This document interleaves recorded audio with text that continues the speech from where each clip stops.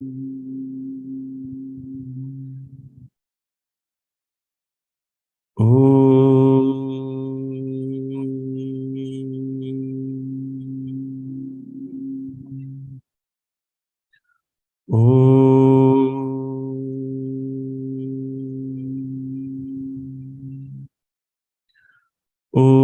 Sahana Vavatu Sahano Bhunaktu Sahaviryam Karavavahai Tejasvinavadhitamastu ma vidvishavahai.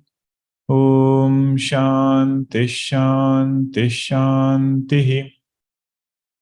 Sadashivasamarambham Shankaracharya Madhyamam Asmadacharya Paryantam Vande Guru Paramparam. Ramo Rajamani Sada Vijayate Ramam Ramesham Bhaje Ramena Bihata Nishachaраchamu Ramaya Tasmai Namaha. Ramannasti Parayanam Parataram Ramasya Dasosmyaham. Rame Chittalaya Sada Bhavatu Me Bho Rama Mamuddhara Samasta Jana Kalyani Niratam Karunamayam Namami Chinmayam Devam Satgurum Brahma Vidwaram Satgurum Brahma Vidwaram. Om Poornamadah Poornamidam Poornat Poornamudachyate Poornasya Poornamadaya Poornamevavashishyate. Om Shanti Shanti Shanti.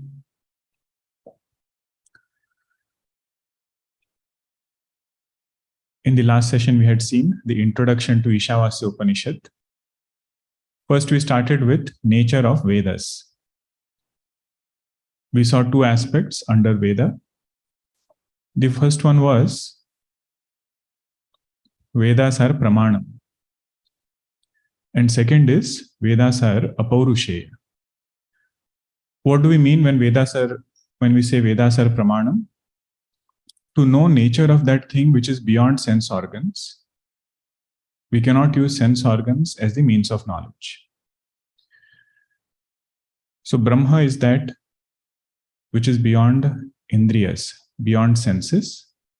So the valid means of knowledge for Brahma Jnanam is Upanishad, which is part of Veda. Second one was Apaurushayatva. Apaurushayatva means these mantras are revealed to rishis. They are not compositions of a human intellect. This part, if we appreciate, our reverence for Upanishads will increase. Our commitment to study Upanishad will increase. Then we saw, just looking at the entire set of mantras which are there, 96% are Karma Kanda. And only 4% mantras, they are talking about Jnanam. And we saw different words also which are used. What was the first pair? Karma and Jnanam. Second was Dharma and Jnanam. Or Dharma and Brahma. Dharma and Brahma. Third one was Abhyudaya Nishreyasa. Fourth one was Shreyah and Preyah and Shreyah in the same order. The first one referring to Karma, second one referring to Jnanam. And another we added Pravrutti and Nivrutti. The important thing to note here is the path of Preyah, path of Abhyudaya. If somebody is following, that person is not an indulgent person. That person is not lacking in hard work, lacking in all other qualities. He is very well qualified. If he was indulgent, our Upanishads would not tell that that is a goal also. Kathopanishad says there are two goals of life, or people choose two goals of life. One is Abhyudaya, another is Nishreyasa. Or one is Preyah, another is Shreyah. If Preyah referred to indulgence, Upanishads will not mention it as a goal. look at it differently. It is said there are 4 types of sadhakas, or 4 types of people, not sadhakas, 4 types of people. First one is called as Pamara. Pamara means who wants enjoyment, but doesn't care about the means by which he's getting that enjoyment. Even if it's unethical, he says it's okay. I want to get it. That person is called Pamara. Second person wants enjoyment, but wants it through ethical means. He will work very hard, take care of his health. But you ask him, what are you going to do after having good health? He said, I'll have more enjoyment. That person is called as Vishayi.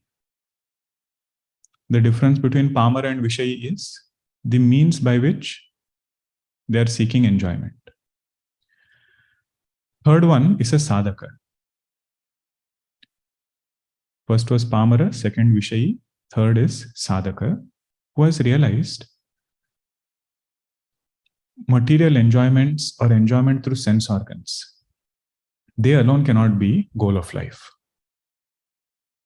They alone cannot be goal of life. This point he has realized very clearly, and he is seeking something which is beyond this world.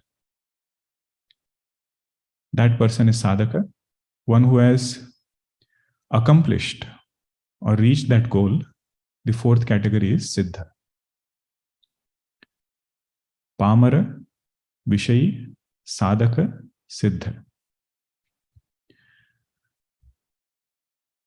Now the point is, the one who is Preyarthi, he is not Pamara. The one who is seeking Abhyudaya is not Pamara. Who is he? Vishayi. He is Vishayi. He is seeking it through ethical means. That's why 96% is talking about Karma Kanda. Where desires are many, for each particular desire, there is a specific ritual mentioned. But Bhagavan said, Traigunya Vishaya Vedaha Nistraigunya Bhavarjuna. Whatever results you get from ritual part will all have the results will have some kind of defects of gunas. Sattva, Rajas, Tamo guna means they will be impermanent, they will not last too long. If that you have realized, then don't make that same thing as the goal of life. Traigunya Vishaya Vedaha Nistraigunya Bhavarjuna. There is one thing which is beyond gunas, and that is Brahma. Seeking Brahma should be the goal, not something of this world.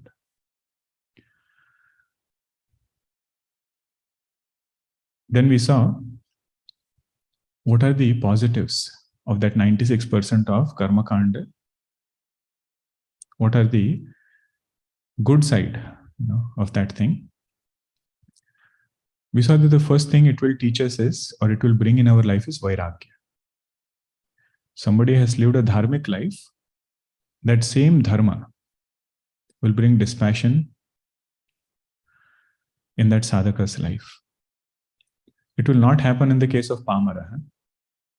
Means it will happen, but it will take longer time. If you are analyzing life at every step and seeing the limitations of worldly goals, then this realization comes quicker. We were seeing in our Bhagavad Gita class, 4th chapter. Karmajan vidhitan sarvan evam nyatva vimokshase. Bhagwan lists 13 yajnas in a way that we can practice in our day-to-day life. He says there are several yajnas listed in Vedas, but you are living in Kali Yuga. You have a different routine, busy life. I will tell few yajnas with the same spirit, such that you can practice every day. But finally he says, knowing that all these yajnas are born out of karma, knowing that you will be liberated. Evam nyatva vimokshase.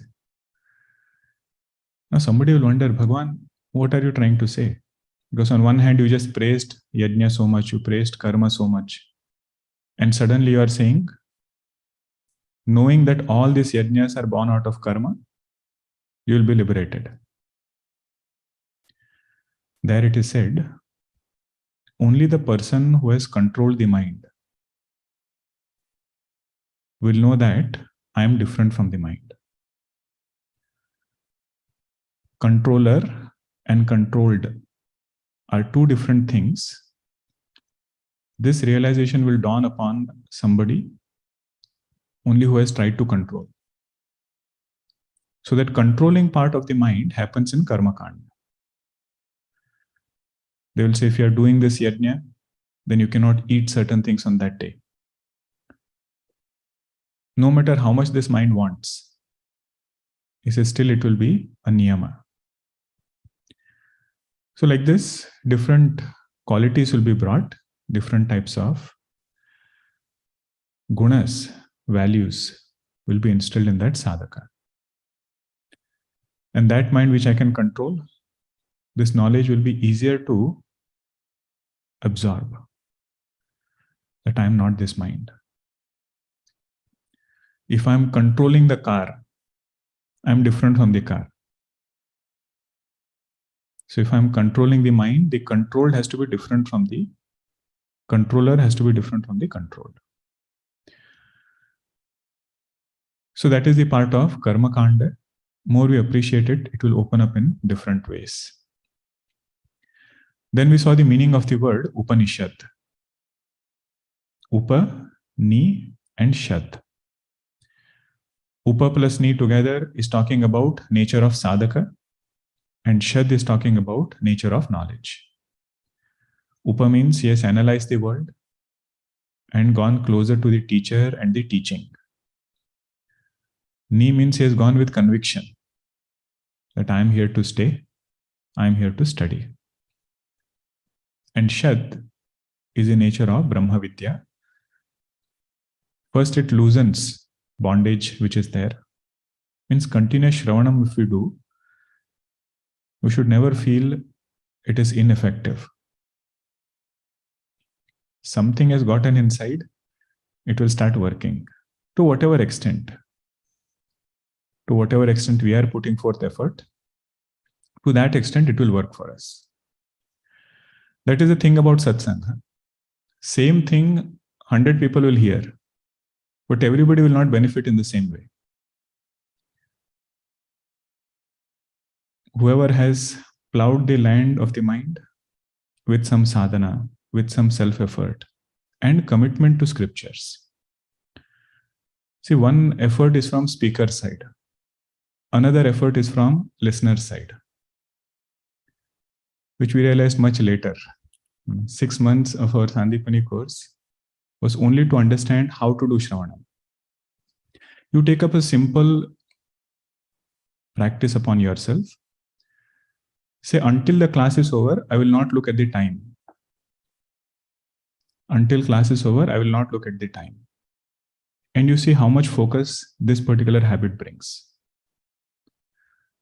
Because the moment mind gets distracted or goes somewhere else, very quickly it wants to do something else. Or next thing what is waiting, that will come in our mind. Ni includes all of that. Upa, Ni, Shad. Nishchaya means all of these qualities.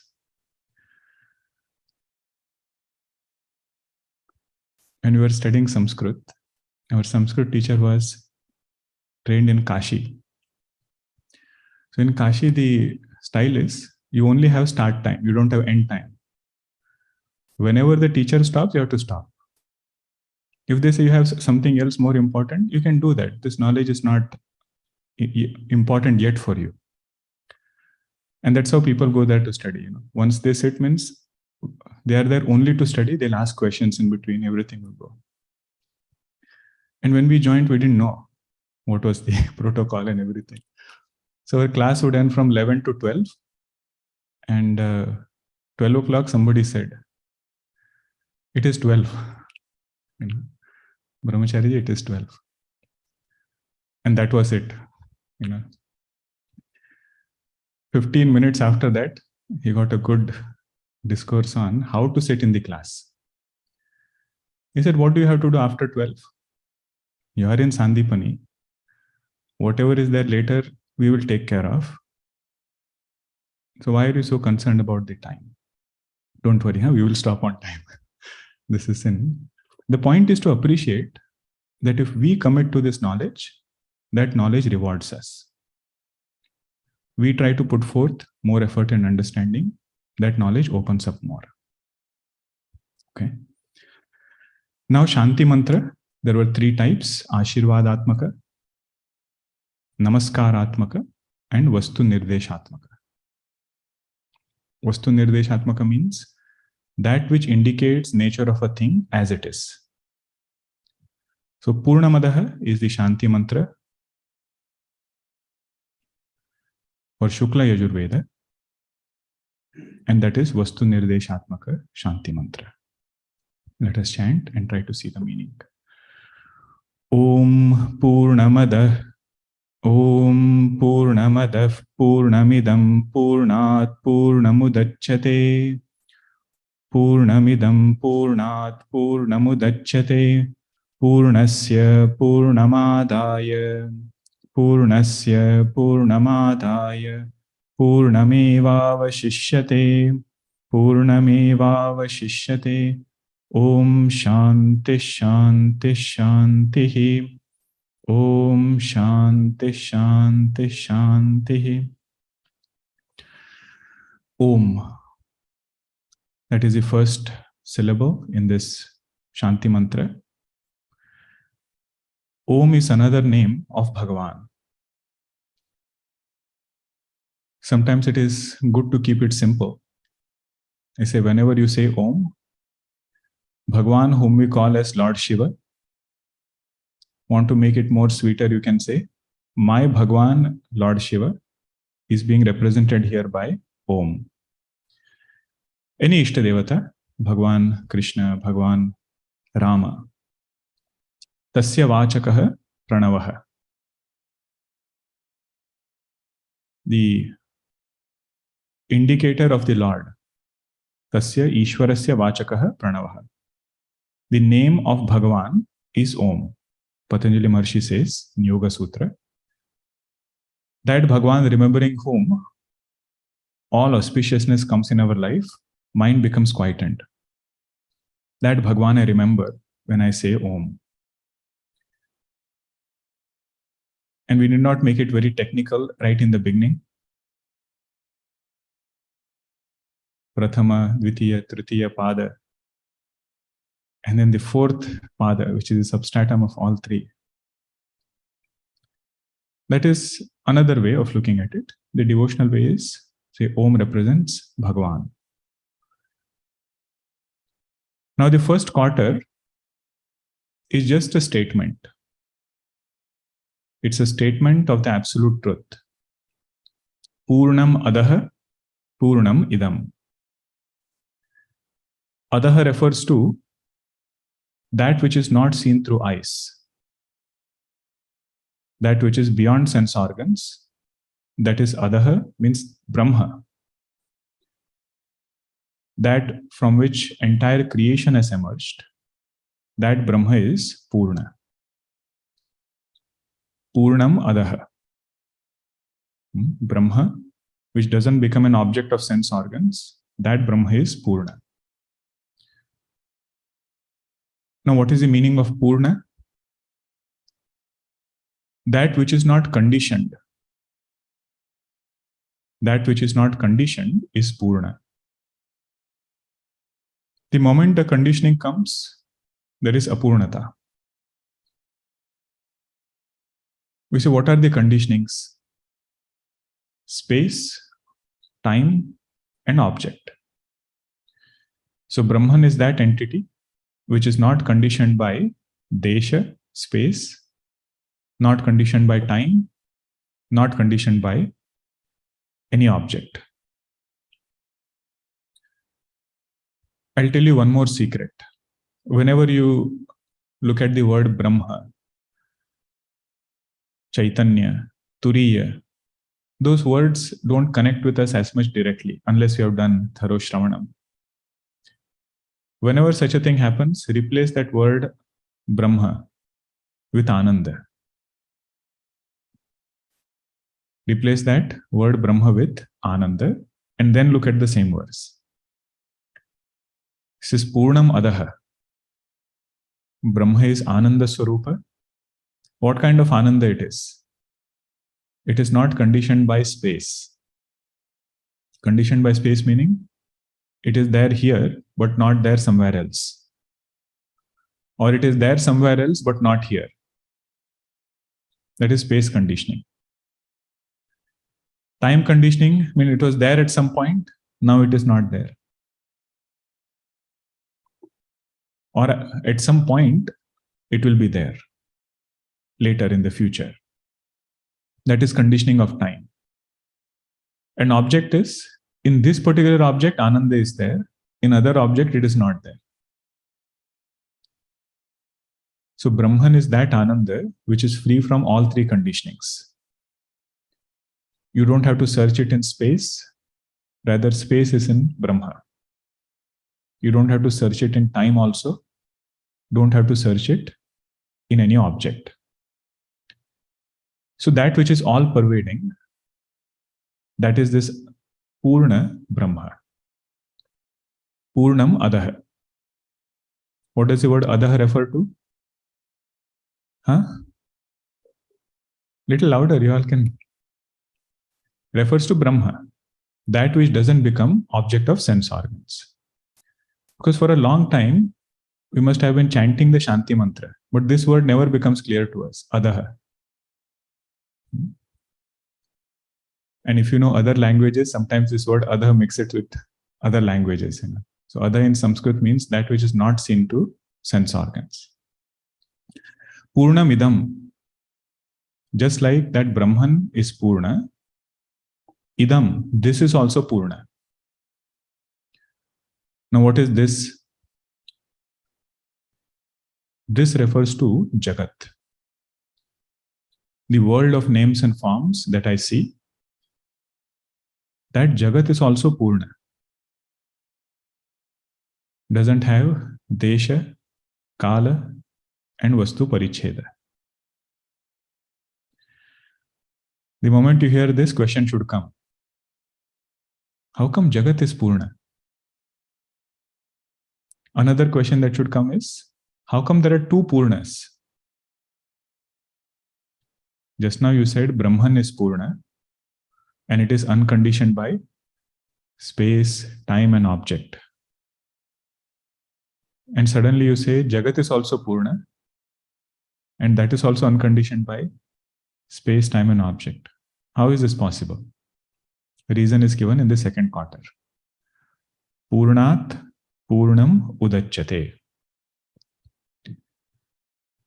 From that Purna, Brahma, this Purna Jagat emerges. Purnat Purnam Udachyate. First Purnat is for Brahma. The first word, Purnat, is for Brahma. Purnam is referring to Jagat. From that Brahma which is Purna, this Jagat emerges. That is why it is also Purna. Now Vedanta Sara will be very, very helpful now. What kind of emergence is this? Is it Vikara or is it Vivarta? Vivarta. Sa Tattvato Anyatha Pratha becomes Vikara. Means if it has really undergone change and emerged out, then it will become Vikara. Then you cannot say there are two Purnas. Or you cannot say there is one Purna. There will be two Purnas which will condition each other.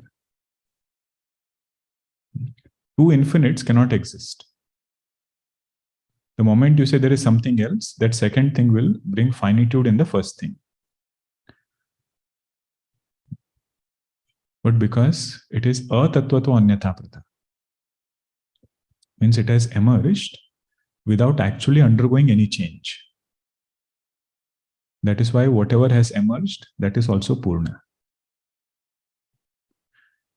Like the illusory snake emerging from the rope. So if you have to say Poornamadah for that rope, how would you say? Rope is Purna. That snake is also Purna. Wherever you are looking at snake, really speaking, we are looking at the rope only. Another example given is Ghatakasha emerging from Mahakasha. Pot space emerging from total space, infinite space. How did pot space emerge from infinite space? Only when the conditioning of pot was brought. If my attention is on pot, with respect to that pot, I call the space inside as pot space. Remove the pot, there is nothing called as pot space, there is nothing called as total space, there is only space. So emergence of pot space from total space is only because of conditioning.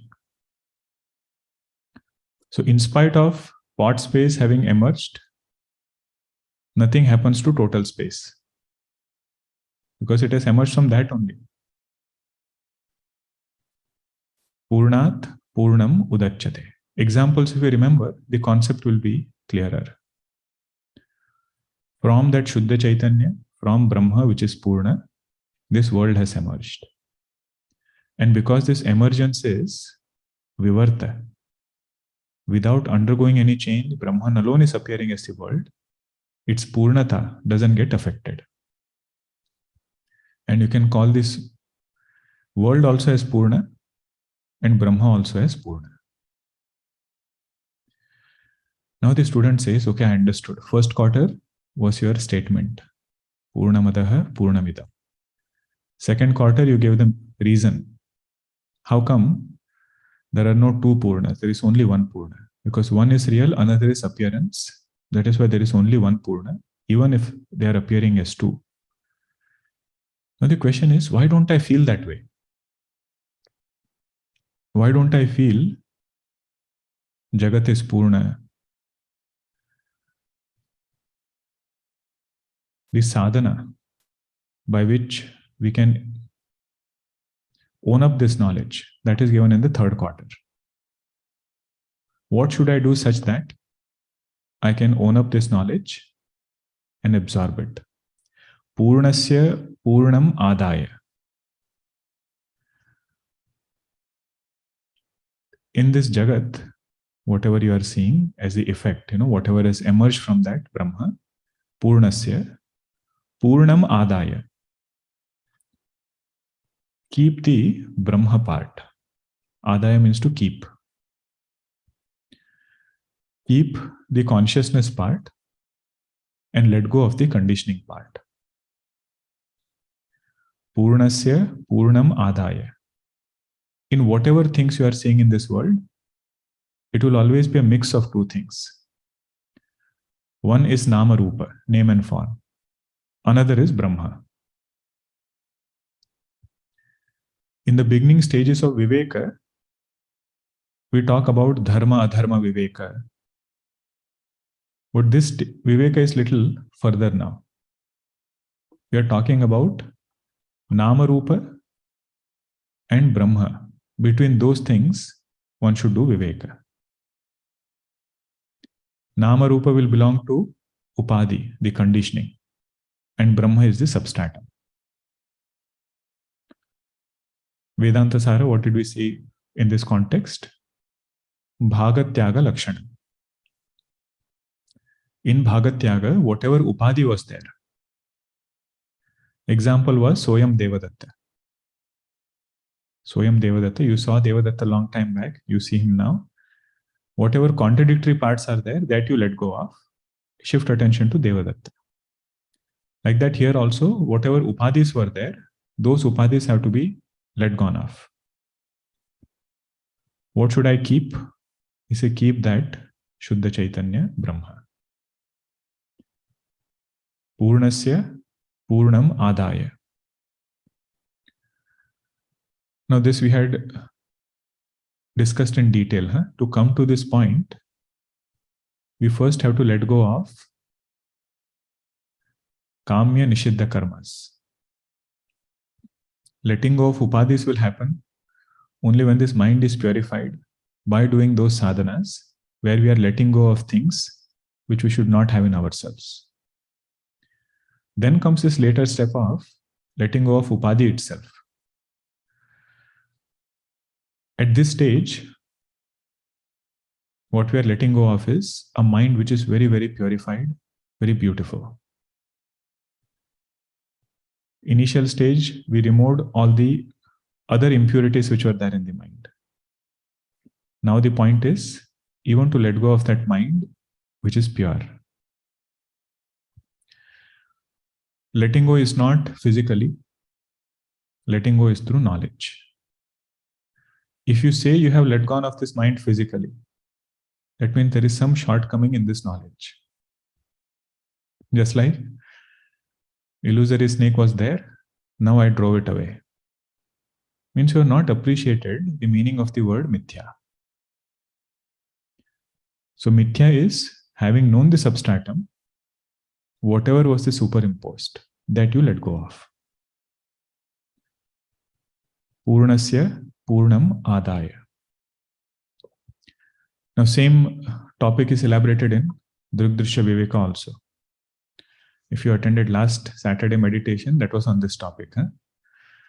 Upeksha nama rupe dve satchidananda tatparaha. Samadhim sarvada kuryat hrudaye va athava bahihi.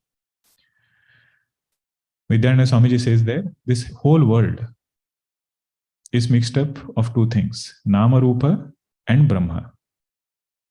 Brahman is of the nature of Sat Chit Ananda. And they have gotten mixed up.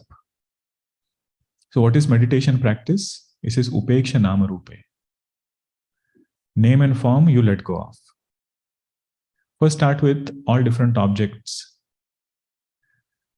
It is good to take sattvic objects to begin with. That's why we took a mountain. It's a mountain I am seeing, but what I am seeing is only name and form. Boil it down to 5 elements, boil it down to Maya, boil it down to Shuddha Chaitanya. Shuddha Chaitanya is right there where this name and form is appearing. And at least for a little bit, remove that name and form and keep Brahma. Means having this bhava that what I am seeing is really consciousness. With Nama Rupa, it is appearing in this way. What is there is Brahman alone. Then again another verse came, Drigdrishya Viveka. Hrudiva Bahya Deshepi Yasmin Kasmin Shavastuni Samadhim Sarvada Kuryat Nama Rupa Prutakriti. And then there was one more, right? Samadhi Radhya Sanmatrat Nama Rupa Prutakriti. That was the verse.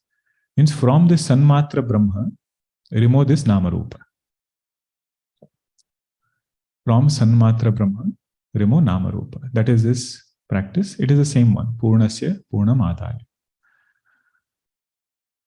Then what is the final result? What is the phalam of this practice? That is the last quarter. Purnam eva avashishyate.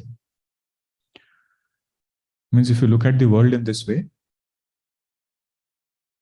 and let go of upadhi, what remains is the Shuddha Chaitanya Brahma, which is Ananda Swarupa. In that Ananda Swarupa Brahma, we have to abide. This is the Phalashruti of doing Vedanta Sadhana. If this meaning sparks in our mind at least once, it says Shanti has to happen. Om Shanti, Shanti, Shanti. Because whatever upadrava, whatever agitation is coming from the world, it includes upadhi. Upadhi from our side, upadhi from world side. 3 different agitations we talk about. Phenomenal forces, Adidaivika. storm, some kind of cyclone, what we don't have control over. Adhibhautika, the known sources around, the people with whom we live. Anything demands attention, we have to go and give attention there. And Adhyatmika, in spite of everything being okay, mind itself is capable of creating obstacles. These three obstacles, we are praying, may they be kept away. Om Shanti, Shanti, Shanti. One thing we should remember, sadhaka is not expecting these obstacles to disappear. If that is the goal, then why study Vedanta from here onwards? Chant Shanti Mantra and be done. He says, Bhagavan, while this study is going on, may my mind be strong. And may I learn to rise above these kind of obstacles. Either at physical body level, mind level, or world around us, or phenomenal forces. In all of them, may I not get caught. That is the power of knowledge. That is what we are seeking. Now again, you can look at the verse and see if it is clear. Poornamadah, Purnamidam. That is the nature of truth, tattva. Why do we say both are Purna? It says Purnat Purnam Udachyate. From that Purna only, this Purna has emerged. Means from Purna Brahma, this Nama Rupatmaka Jagat has emerged. But it is Vivarta, that is why Purnatva is still maintained. So this is where darshanas will fall apart. Fall apart means they will take different paths. If you take any other darshana which says Jagat is real, then you cannot chant this Shanti Mantra. If you say Jagat is also real and Brahman is real, and both are infinite, there cannot be two infinities. They will contradict each other. They will condition each other. So in Vedanta, Advaita Vedanta, we see the conditioning part is Mithya. And this includes entire Jagat. What remains after removing this conditioning? Removing of conditioning is the third quarter. Purnasya Purnam Adhaya. Remove the conditioning and keep Brahman part. Nama Rupa you remove, Brahman keep. Keep in our understanding. We cannot remove and keep or anything. What is the final Phalashruti? Purnam eva avashishyate. You don't end up with Brahman and Jagat after doing this Bhagatyaga. What remains is only that consciousness. That consciousness is what we should abide in. With this, there is Triveda Tapa Shanti. Om Shanti, Shanti, Shanti. Now this mantra is so deep. There was one Mahatmaji who had done Ishavasyopanishad as Chaturmasya Vratam. 4 months he had spoken about it. 21 days only on Poornamadah. Only on Poornamadah. Lot of points from different darshanas. Lot of points from. It is just elaboration of Vedanta Sadhana. Right? This particular mantra, if you see in the context of Vedanta Sadhana, what is Adhah? Means nature of Turiya. What is Idam? In that we had lot of elaboration. Consciousness conditioned by Ajnana Upadi. Then conditioned by subtle conditioning. Then the gross conditioning. All of that is Purna only. And from this Chaitanya, let go of this conditioning. What remains is Turiya Brahma, which is also Purna. So like this he had elaborated long, different facets. The first meaning is clear, right? What is the meaning of Idam? What is the meaning of Adhah? Now we look at the second meaning. Okay, don't mix up both of it. Second meaning of the Shanti Mantra. Purnam Adhah. Adhah refers to Brahma. Just like in the first interpretation, Adhah refers to Brahman. That Brahman is Purna. Purnamidam.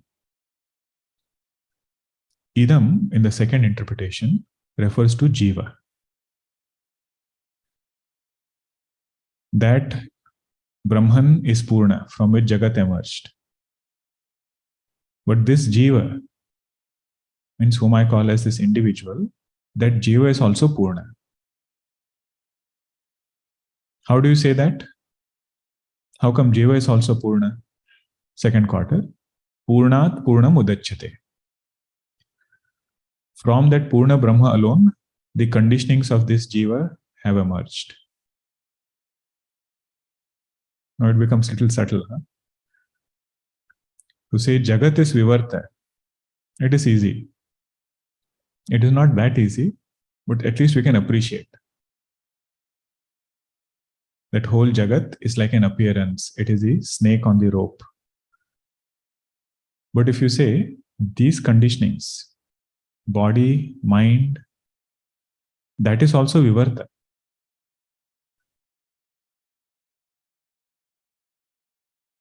That is how Jiva is also Purna. Individual conditionings have emerged from that same consciousness. Whatever is emerged from that consciousness is not a real appearance. It is only an appearance, it is not the reality.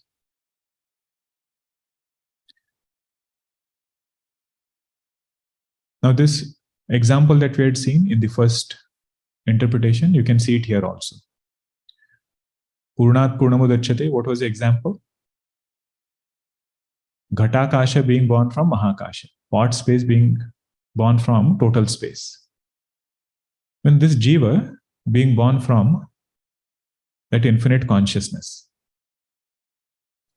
But why did it start feeling that I am a Jiva? Or why did pot space start feeling it is pot space? Because its attention was on conditioning. Moment attention is on pot, infinite space starts feeling it is limited by that pot and says, I am pot space. Like that, this Jiva, whenever we feel apurnata, whenever we feel disappointed, whenever we feel agitation, the question we should ask ourselves is, which conditioning am I identifying with? Either it is body, 96% time it is mind, or this ahankara. And once we are in this pot space, all samsara starts. All samsara will start. One pot space is angry at another pot space. Today there was Kumbhabhishekam. That pot was picked, not me. And some days this pot space is sad. Look at the other pot. It is made of gold. I am made of clay. And sometimes it is anxious. About what? What if the pot breaks? What will happen to me? Then this infinite space comes, puts a hand on its shoulder. You say, you don't have to worry. You are not this pot space. You are that infinite space. The moment you shift attention to pot, all this apurnata will come. All these limitations will come the moment you shift attention to conditioning. What is the conditioning here? Body and mind, and this individuality, which we have held on to so dearly. There this mantra says, let go of that conditioning. Purnasya Purnamadaya. Let go only of conditioning. Brahman you keep. Now you will appreciate what is the greatness of Adhyaropa. When Adhyaropa, or before Adhyaropa, our focus was only on Upadhi. We thought, I am this body, I am this mind, I am this intellect. But Adhyaropa made sure that in the midst of body, mind, intellect, consciousness was also added. And the whole thing was elaborated. How did these conditionings come from that consciousness? That was the greatness of Adhyaropa. Now this part is Apavada part. So from that consciousness, let go of these conditionings. Purnasya Purnam Adaya Purnam Eva Avashishyate. Having removed these conditionings of body, mind and intellect, what remains is that Ananda Swarupa Brahma. If this meaning keeps sparking in our mind and true understanding of the Shanti Mantra happens, lot of Shanti in our life. There is slight difference, right, from the first interpretation and the second interpretation. First one was Idam referred to Jagat. Jagat is also Purna, means while transacting with the world, having this divine thought that I am transacting with divinity. Not getting stuck with Nama Rupa, seeing that divinity beyond Nama Rupa. And when it comes to ourselves, not getting stuck with any conditionings. That is why the Shanti Mantra is chanted at the end of the class. In the beginning you say Sahana Bhavatu, Sahana Bhunaktu. Means may we strive together to gain this knowledge. And may we live with this knowledge. Right? Two meanings, simple enough. Idam referred to Jagat in the first interpretation. Idam referred to Jiva. Main sadhana is remove conditionings. Result is only consciousness will remain. We'll see one last interpretation of this. Poornamadah, Poornamidam. Adhah refers to Brahma. Third interpretation also, Adhah refers to Brahma. Idam refers to Saguna Brahma. Means when that infinite consciousness takes avatar and does Leelas as Bhagwan Krishna, Bhagwan Rama. Consciousness is Purna and the avatar is also Purna. Don't mistake that avatar to be any ordinary person. This point, Goswamiji elaborates in Ramcharitmanas. Purnata of Brahma is not lost with avatar. Purnamadaha, Purnamidam, Purnat Purnamudachyate. From that Brahman alone, this avatara has emerged. Purnasya Purnamadaya. Whatever Leela they do, that is one part of it. It has its own purpose. But in essential nature, it is Shuddha Chaitanya. In every chapter of Srimad Bhagavatam, this point will be emphasized. Don't take Bhagwan Krishna to be only with physical form. He appears as a physical form, but in essential nature he is Purna Brahma. Purnasya Purnam Adaya, Purnam Eva Avashishyate. Okay, three different layers we saw of meanings, three different interpretations. Now we'll come to Ishavasya Upanishad itself.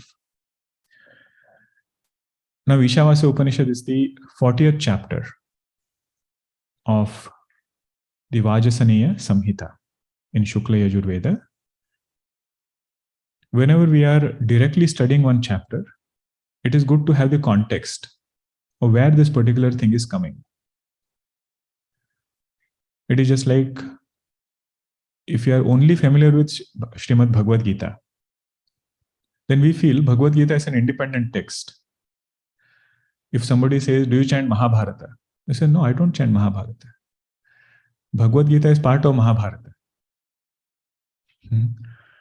So appreciating the context of Bhagavad Gita in Mahabharata helps a lot in knowing what is Mahabharata talking about and what is Bhagavad Gita talking about. The context happens to be war, but the essence of Bhagavad Gita's teaching is not war. Whether Arjuna should fight a war or not fight the war. In the context of war, that is not the teaching. Bhagavan says main teaching is to know your true nature. And also to know in the given context what is our dharma and how to not run away from dharma. In that 96% of Vedas are for a purpose. So understanding a thing in the context is helpful. Like many chant Sundar Kanda regularly as sadhana. Now if you chant only Sundar Kanda, or if you have a book only of Sundar Kanda, you feel Sundar Kanda is an independent grantha, independent book. But if you read entire Ramayana, Kishkinda Kanda happened before. Bhagwan came and met Vali and Sugriva. And now they are going further. Like this, there are 40 chapters in Vajrayana Samhita. Now we have to appreciate what are the 39 chapters first. So Shukla Yajurveda, all kinds of rituals are elaborated. There is something called as Darsha Poornamasa Yajna. All the sacrifices that we see in Ramayana, Ashwamedha Yajna, Rajasuya Yajna, how to do those yajnas? What are the steps? Everything is systematically laid out in that first 39 chapters. There is also one yajna called as Soma Yajna. Soma Yajna is for peace in nature. May the natural forces be Shanta. For that, there is Soma Yajna. Now, if 1 to 39 chapters are talking about karma or some kind of yajna, what is the natural tendency? To think that 40th chapter is also karma. Who will have more power? Majority or that 4% minority? So there is this school of thought which says Ishavasyopanishad doesn't have independent meaning. Either you say it doesn't have any meaning, or you say it is to be chanted as part of some yajna. Don't study it separately. Don't have any bhashya, tika or anything on top of it. Just chant it along with some yajna. That is the purpose of Ishavasya Upanishad. This school of thought is called as Purvamimamsakas. The ritualists who are there, their main teacher was Jaimini Maharshi. Jaimini Maharshi, he has written sutras on Karma Kanda, Purvamimamsa Darshan. In the sutras, one of the sutra is, this one you can write down, it's an important sutra. Amna yasya kriyarthatvat, Amna yasya kriyarthatvat,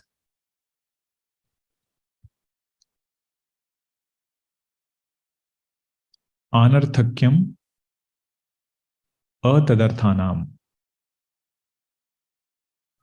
Anarthakyam atadarthanam.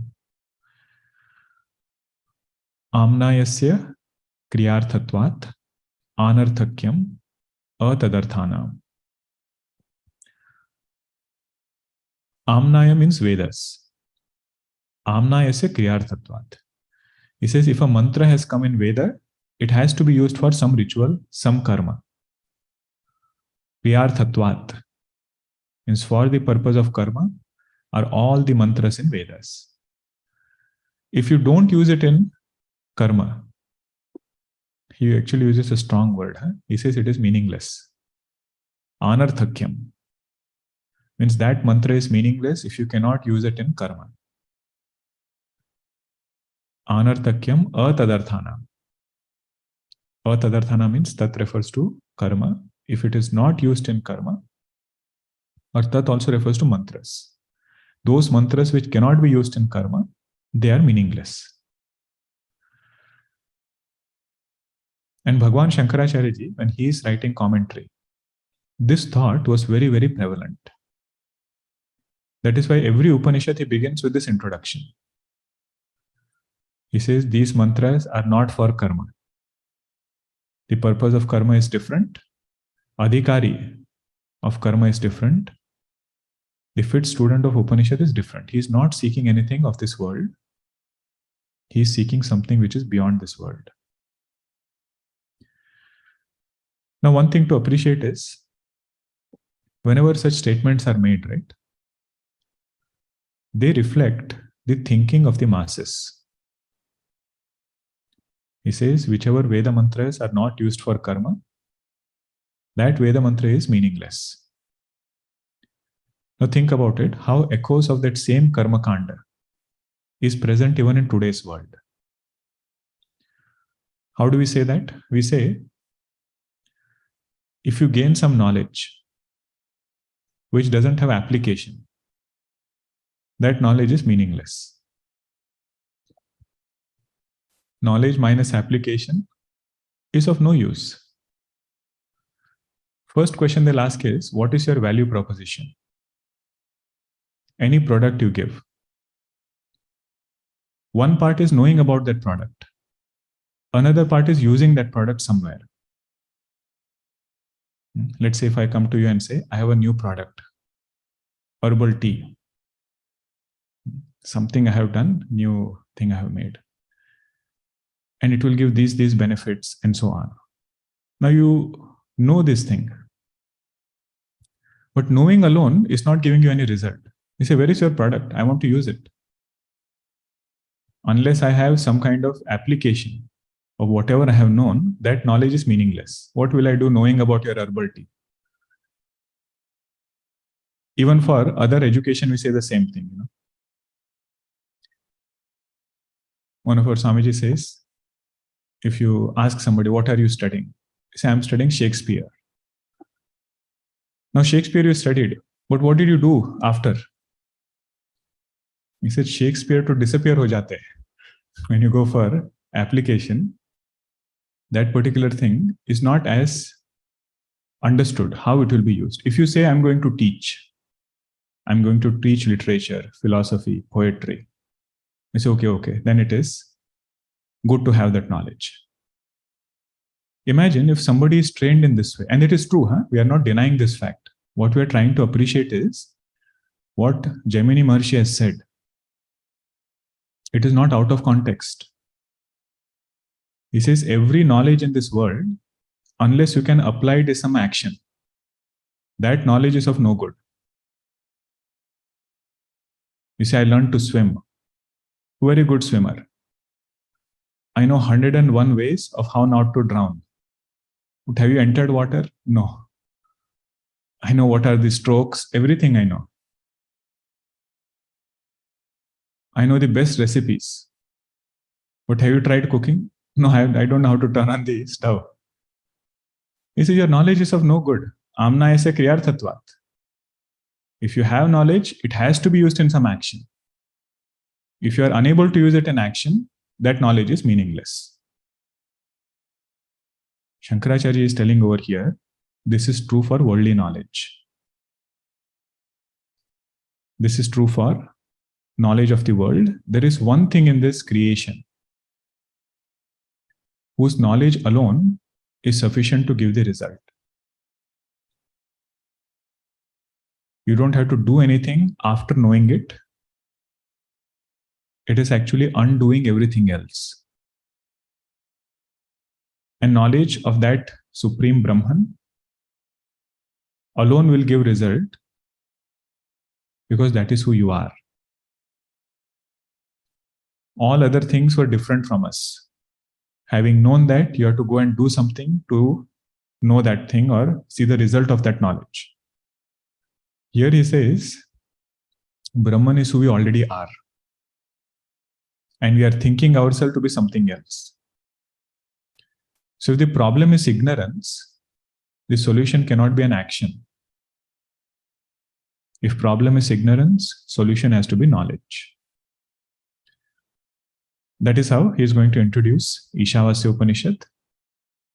But unless you appreciate this point, what is he refuting? We will not appreciate his answer. And another thing to note here is, Bhagwan is addressing a view which was very, very prevalent at that time. I'd seen a movie long time back called 12 Angry Men. 12 Angry Men. Have you all seen that movie?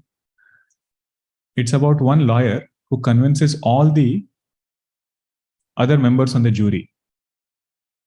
It's having 12 people, and 11 are having one opinion. He is having another opinion. And one by one, he talks to each person and convinces them how it is other way. That is Bhagwan Shankaracharya ji here. 96% people telling him, if a mantra is not useful in any kind of ritual, it is meaningless. And Bhagwan has to establish these 18 mantras, tiny little chapter, is the main essence of Vedas. It is not meaningless. In fact, it is the meaning of entire Veda. That is why elaboration is there, which will start in the next session. Om Poornamadah Poornamidam Purnat Purnamudachyate Purnasya Purnamadaya Purnamevavashishyate. Om Shanti Shanti Shanti. Harihi Om Shri Gurubhyo Namaha. Harihi Om. Hari Om.